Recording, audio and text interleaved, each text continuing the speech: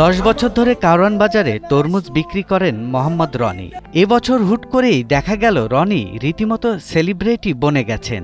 তার পেছনে ঘুরছেন শত শত ইউটিউবার। যে কারণে তার এই খ্যাতি, সেটি হচ্ছে বিক্রির এই ধরন। এই মিষ্টি তরমুজ আমি কারে খাওয়ামু। এই তরমুজের পিছনে গোলামি করছি, গোলামি বুঝেন, কামলাগিরি করছি, ব্যবসা করি নাই। বাবা দাদার কাছে থেকে পাওয়া তরমুজ সম্পর্কে জ্ঞান তাকে রীতিমতো তরমুজ বিশেষজ্ঞ করে তুলেছে বলে দাবি তার। মানুষের কাজ করছি, বেতন দিছে, হাজিরা দিছে, খালি কাজ করছি, তরমুজ চিনি নাই।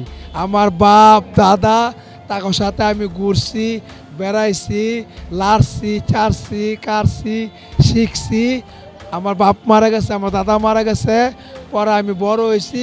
এখন তরমুজ আমি চিনা ফেলাইছি, কোনটা লাল, কোনটা সাদা, কোনটা পচা, কোনটা মিষ্টি।